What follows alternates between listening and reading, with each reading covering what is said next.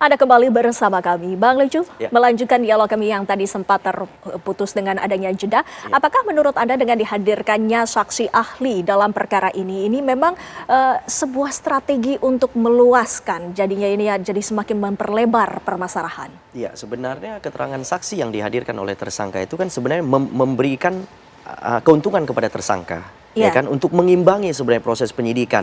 Yang tadinya ada proses penyidikan yang menetapkan tersangka, ya kan, kemudian sekarang tersangka diberikan kesempatan untuk membela diri melalui apa? Menghadirkan saksi yang meringankan. Jadi saksi-saksi yang meringankan ini otomatis akan memberikan keuntungan kepada si tersangka. Jadi untuk mengcounter, ya kan, keterangan-keterangan ahli yang lainnya, seperti itu sih menurut saya. Pak Ahyar juga tadi sempat menyatakan tentang pasal-pasal yang telah disangkakan, sementara itu ada KUHP yang baru, itu bagaimana Pak? Ya, ini menarik, terutama yang pasal 27 tadi, 27A ya, itu yang harus kita pastikan, karena ada melalui Undang-Undang Nomor 1 Tahun 2024, beberapa pasal ketentuan dalam Undang-Undang ITE, dengan berlakunya KUHP kita, Kitab Undang-Undang Hukum Pidana kita, itu dinyatakan tidak berlaku. Nah, ini akan menarik, kalau itu ada di dalam dasar dakwaan, dasar di berkas perkara berkas perkara dari pihak penyidik tadi. Nah, tentu kan ini akan dikembangkan, saksi, bukti-bukti yang lain tentu akan mendukung pasal-pasal yang dipergunakan. Nah, kalau itu yang tidak ada, ini menarik menurut saya. Apakah akan gugur semua berkas perkara yang tahap 1 sudah diserahkan oleh pihak kepolisian, atau apakah bisa diambil sebagian, dibuang sebagian? Nah, ini di mana mekanismenya belum ada diatur di dalam KUHP kita. Yang ada dikatakan di situ, apabila terjadi suatu perubahan undang-undang, dipakai yang lebih menguntungkan pasalnya. Nah, pasal mana yang menguntungkan? Nah, ini kan jadi persoalan juga nanti kan. Ini poin yang menurut saya yang perlu kita tuntaskan sehingga ke depan, kita bicara ke depan sehingga jelas. Nah, ini kan nggak akan sampai keputusan pengadilan untuk mengkelirkan. Lain kalau sampai ke pengadilan nanti dilanjutkan, nah apa putusan Mahkamah Agung? Itu kan hukumnya kita ya. Itulah yang boleh dikatakan juga sumber hukum. Karena kalau dari pihak kepolisian, pihak kejaksaan belum bisa itu dijadikan suatu sumber hukum. Sumber hukum itu kan undang-undang kita, jurisprudensi antara lain kan.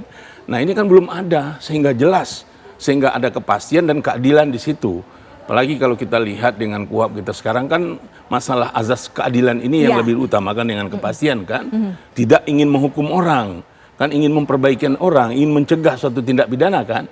Nah, bagaimana lagi juga korelasinya itu nanti dengan baharunya KUHP kita ini. Nah, ini menarik saya untuk mengikuti nanti bagaimana hukum yang sesungguhnya. Baik Pak Ahyar, dari Mas Aziz sendiri dengan adanya langkah yang sudah diambil, apakah memang tidak ada tadi seperti disebutkan langkah-langkah lainnya yang menjadi opsi seperti pra-peradilan ataupun mungkin terbuka untuk restoratif justice?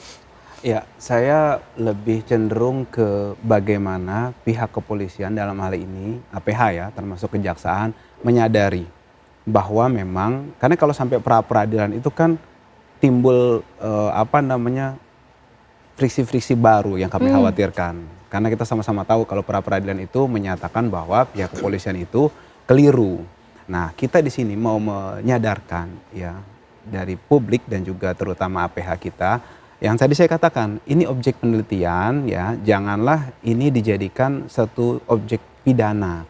Ini berbahaya. Jangan hanya karena yang melaporkan dari Pradi Bersatu misalnya, kemudian apalagi Pak Joko Widodo, itu kemudian langsung due process of law-nya diabaikan. Yang saya katakan tadi, ini mereka meneliti dengan metode-metode yang memang tadi sudah ahli kami sampaikan di Polda Metro tadi kan.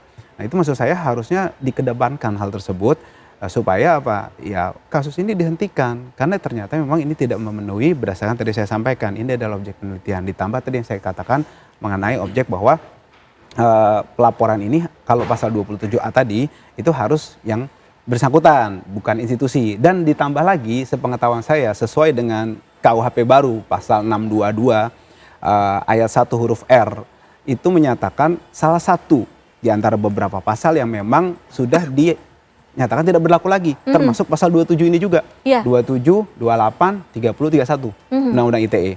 Itu diabolish dengan KUHP baru ini. Seperti itu. Dan tentu saja ini menjadi satu hal PR kedepannya dari APH kita. Ya, tapi ya tadi saya katakan kalau objek penelitian tidak layak dan tidak logis untuk dijadikan satu objek tindak pidana. Seperti Baik, Bang Lecu, Ya. tanggapannya silakan.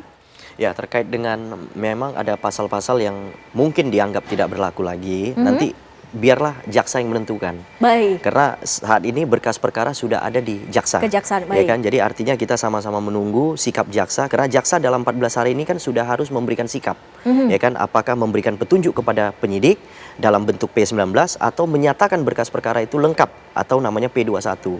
Ya kan? Kalaupun dinyatakan P21 kemudian jaksa membuat dakwaan dan kemudian menyidangkan berkas perkara, pastinya ketua majelis atau majelis sidang pengadilan pasti akan memenuhi semua norma, ya kan, terkait dengan penghapusan pasal, ya kan, kemudian pasal yang disesuaikan oleh jaksa penuntut umum di dalam dakwaan. Jadi itu semua akan menjadi rujukan bagi majelis hakim dalam menentukan sikap nantinya. Kalau memang berkas perkara akan disidangkan. Tapi kita lihat dulu, ya kan, kemungkinan ini dalam 2 minggu ini kan jaksa penuntut umum menentukan sikap dulu, ya kan, dalam arti memberikan petunjuk atau hal lainnya, ya kan, dalam menganalisa berkas perkara.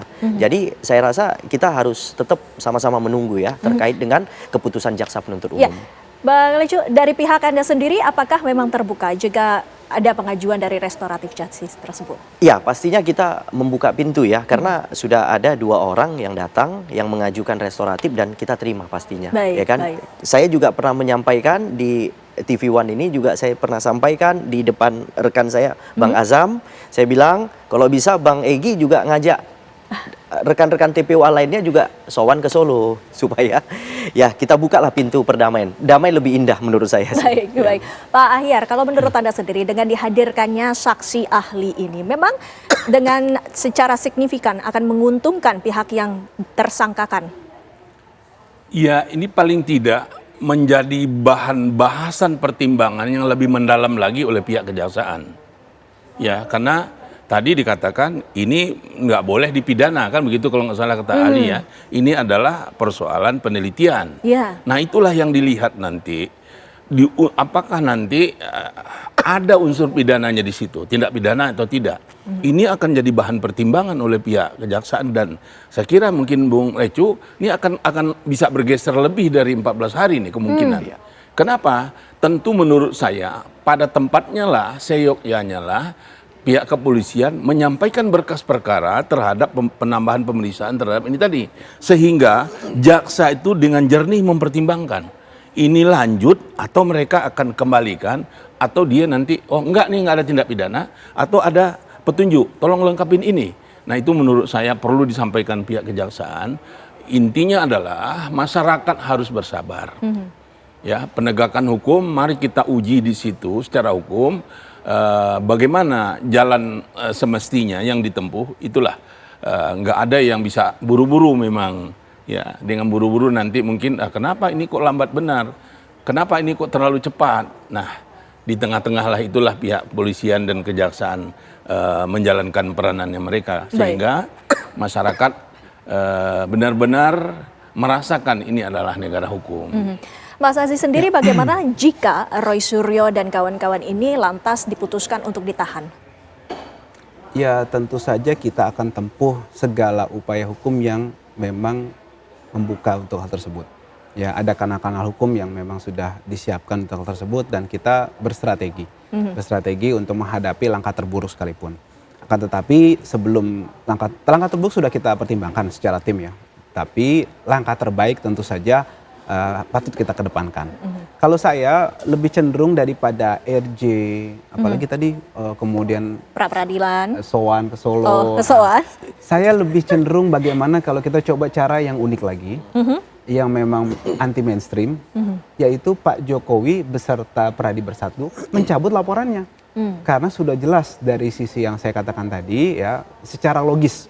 Saya bicara secara logis bahwa ini adalah produk dari metodologi penelitian dan riset. Nah, yang dilakukan oleh Roy Suryo, Dr. Tifa, dan juga Saudara Rizwan Syahipar. Nah, maksud saya ketika mereka sudah menyadari, adapun pasal 160 yang disampaikan beliau tadi, itu tidak masuk di klaster 2. Seperti itu, sepengetahuan saya seperti itu. Jadi, sudah dipenuhi tadi kan, ada 2 pihak sudah datang ke Solo. Nah, sekarang untuk fairness tadi, maka cabut laporan untuk yang ini. Baik. Jelas dong. Bang gitu. Lecu, dicabut laporan nggak Pak ya? Ya kalau dicabut kayaknya kita belum lah ya. Belum. Ya.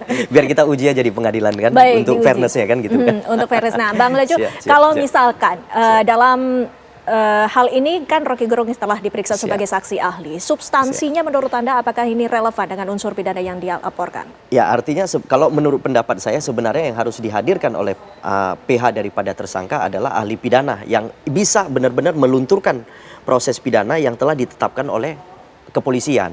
Karena kalau menurut saya, pemahaman saya kalau ketika Bang Rocky ini kan ahli filsafat, ya kan? Saya rasa keterkaitan dengan tindak pidana dengan keterkaitan filsafat ini saya rasa bertolak jauh.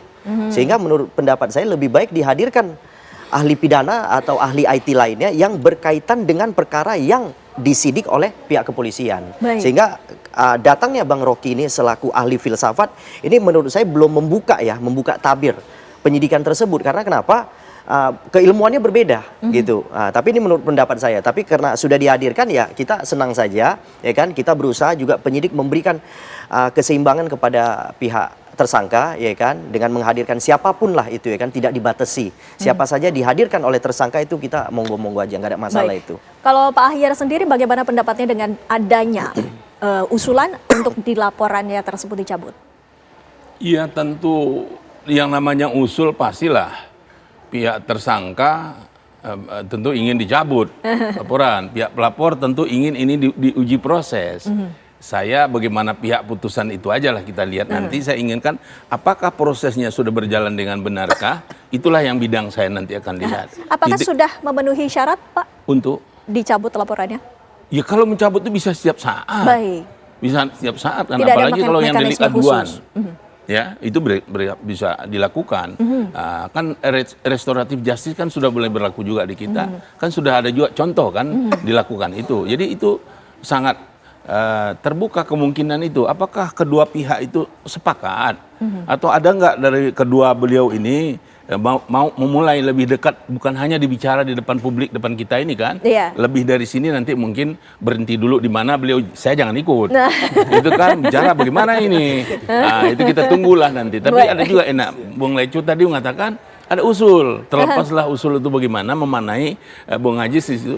Ya, jangan yang Bung Rocky, mungkin ahli pidana yang diajukan. Tentu pasti bukan saya. Saya kan sudah memberikan komentar di sini kan. Kalau masuk di situ udah berpihak, itu saya udah nggak mau lagi tuh. Baik, Mas Aziz, pertimbangan untuk menghadirkan saksi ahli dari hukum pidana? Tentu saja sudah, itu sudah ada. Yang kami ya tim juga mau sampaikan bahwa memang ahli itu termasuk terutama hukum pidana, hukum acara pidana, gitu kan, yang nanti kolega dari Pak Ahyar juga seperti itu. Dan justru kenapa ahli filsafat? Karena saya mau katakan justru filsafat itulah sumber ya dari beberapa ilmu pengetahuan yang memang bisa digali lebih dalam sehingga menimbulkan satu efek yang kita dapat melihat suatu kebenaran itu dengan jernih. Gitu. Menurut saya itu hal yang penting. Makanya dihadirkan dulu supaya APH-APH ini ya para penyidik ini memahami betul bahwa memang yang mereka lakukan itu kurang tepat. Baik, artinya pernyataan yang diberikan oleh Rocky Gerung ini menurut Anda sudah sesuai dengan ekspektasi dari pihak-pihak Roy Suryo dan kawan-kawan? Dari sisi keilmuan beliau dan dari sisi kemampuan dari pendidikan beliau juga itu sudah sesuai. Alhamdulillah sudah sesuai. Seperti itu. Ya, Bang Lecu sendiri melihatnya seperti apa? Mungkin nanti ini masih ada banyak lagi ternyata nama-nama yang nanti akan dihadirkan dalam saksi ahli ini artinya akan semakin panjang. Nah, Anda melihatnya ini seperti apa? Ditahan lagi, Bang Lecu, kami masih akan kembali sesaat lagi pemirsa.